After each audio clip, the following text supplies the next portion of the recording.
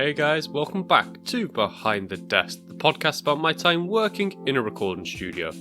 And my god, has it been busy the past few weeks. Like literally, I've been working 9-10 hour shifts for the past 6 days, 7 days straight. And I've probably got like another 3 or 4 to go. I'm bloody knackered. But at least there is something to do. Especially last weekend, as we had the chance to record a band in the studio for the first time in all my placement. I mean, it only took 11 months, but we got there in the end. But before we get into all of that, I want to say if you have any questions about anything I mentioned today, then send me a message at Wellesley Media. Links to all my social media can be found in the description. So, with that out of the way, let's get started. And I have to say, this was a really cool session to run.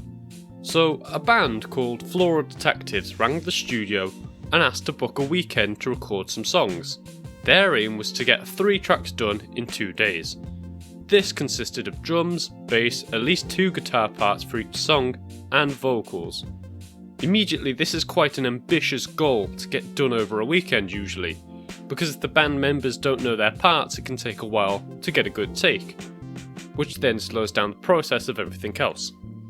But, credit where credit is due, this band knew their songs very well, they knew it inside and out. They knew how to play their instruments too, which was a nice change of pace, because it's surprising how many people come into the studio and don't know what they're doing or how to play their instruments.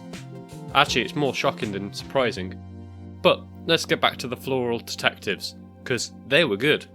And very fast when it came to tracking. I think the slowest thing to happen was setting up and miking up the drums on the first day. Now, it's no secret I don't like setting up drum kits, because there is so many mics to think about, and so many wires to patch, and it can get very complicated very fast. And if you're not level-headed, then you can get quite frustrated very easily. As Tom, the guy I work with, found out when patching the cables into the patch bay. So, we'd managed to set up all the microphones for the drums. This had about 11 mics on it, including overheads, stereo room, 2 kick, 2 snare, toms, hi-hats. I also think we had a mid-kick microphone which was positioned in the middle of everything, which acted as another form of room mic. But it had more aggression to the sound, which when blended with the room helped glue the drums sound together. Anyway, we had all these mics going on into the patch bay in the wall. Then we had to go through a switchboard to send them all to the correct preamps in the studio. Now, bear in mind that we have a combination of outboard preamps and desk preamps going on, and some of them don't work, either because they're too noisy or because the phantom power doesn't work on them, so planning where everything needed to go was a bit of a struggle. But this was easily overcome by just getting some masking tape and just labelling all the equipment and channels so we can keep track of things. And once all that was set up, we had all but 2 channels working. I think the hi-hat channel wasn't working, it wasn't getting any signal, and one of the room mics just wasn't getting a signal. And this is where things got frustrating, because we had to troubleshoot each component in the chain. Starting with the microphones, then the XLR cables, then the patch bay cables, then the preamps, the patch bay again, and finally the desk and the DAW. A very long-winded process, but you need to do it and take your time. Because if you rush it, then you're going to get more things wrong, and then get confused and ultimately waste more time. But luckily we didn't do that, and we eventually managed to get every channel of audio working. Then within about an hour of starting to track drums, we had the drums of 3 songs recorded. Very little errors, very little editing needed to do before sending it to the mix engineer. So that went really, really well. Also turns out the drummer knew some of my mates from uni. That has nothing to do with recording, I just thought it was quite funny. The fact that I've travelled like 100 miles from uni only to find a friend of a friend. Anyway, back to the session. So we had the drums done and dusted. Next, we moved on to the bass. And I've got to say, this bassist, again, very quick and very easy to track. We just had him going through his pedal board and then the DI into a preamp. And once he started playing, well, he managed to get all 3 tracks done in one take, which was amazing. This is very rare, and I'm very glad it happened on one of my recording sessions. Very fast and easy to record. Next came the guitarist. Now this took a little longer to track for a couple of reasons. One, we had to mic up his cab, which was easy enough, just an SM57 towards the edge of the speaker cone. And he also had 2 guitar parts for each song, a rhythm part and a lead part, so slightly longer to track it all. But then again, almost 1 takes for most of the songs.